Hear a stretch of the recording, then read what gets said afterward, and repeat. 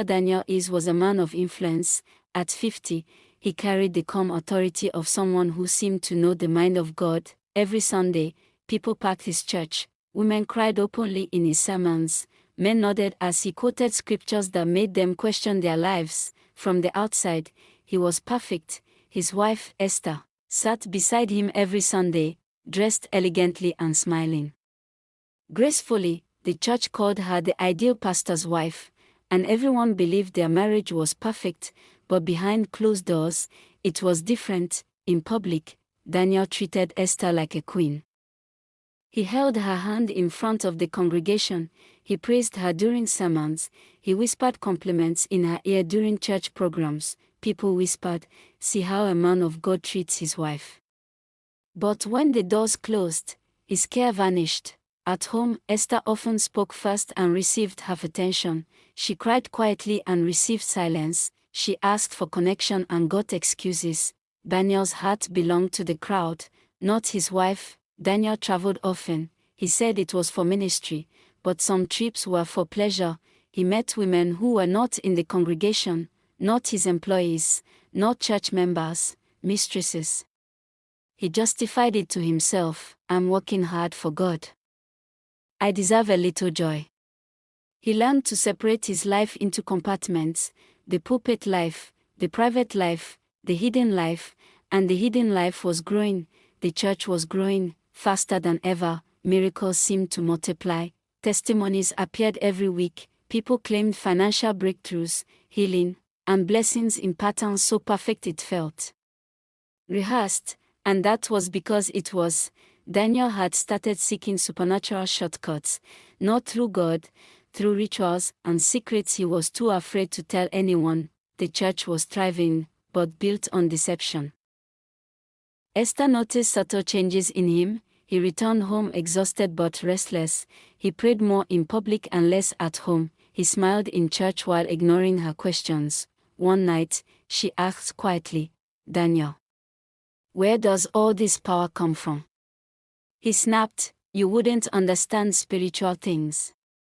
From that night, Esther stopped asking questions. She started watching patterns. And patterns, she realized, don't lie. One Sunday, a testimony went wrong. A woman was supposed to testify about her miraculous healing. Instead, she froze.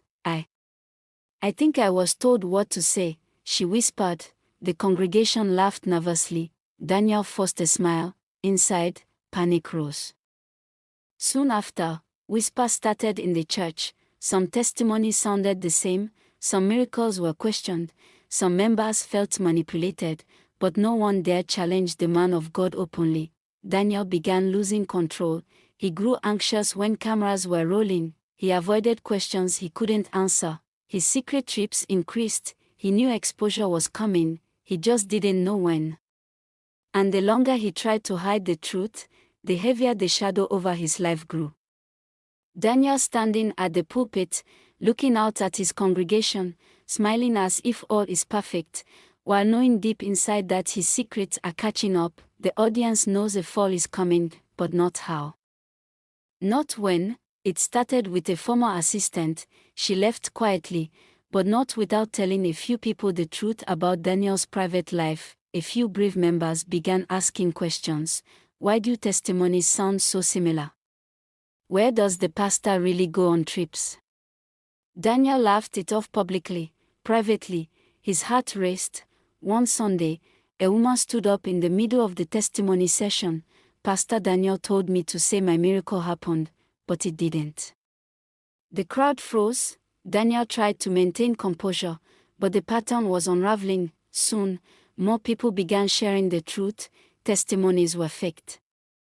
Church growth was manipulated. Rituals were whispered about behind closed doors.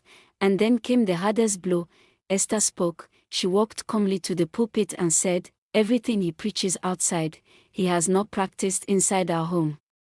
The live stream caught it all. People couldn't believe it. The man they trusted, the man who made miracles seem real, was caught in lies. Daniel tried to speak. He stammered. No words came. The congregation didn't scream. They just stared. Some cried. Some walked out quietly. And Daniel, for the first time, realized what it meant to have nothing. Doctors said he was physically fine, spiritually, something left him. No pulpit, no microphone, no crowd. Esther left the image he had built, but she stayed beside him, not out of fear, not out of shame, but to rebuild truth. He learned, power built on lies crumbles. Honor God at home first. The stage alone is worthless. Secrets eventually surface. Faith cannot be faked without consequences. Daniel spent years learning to serve quietly, small meetings, confessions instead of sermons, truth instead of image. And finally, he understood it's not the applause that matters, it's integrity. The most powerful sermons are not preached to crowds, they are lived in silence, with honesty, and with the people closest to you. Because God's true work is not in the numbers, the miracles, or the fame, it is in the life you live when no one is watching.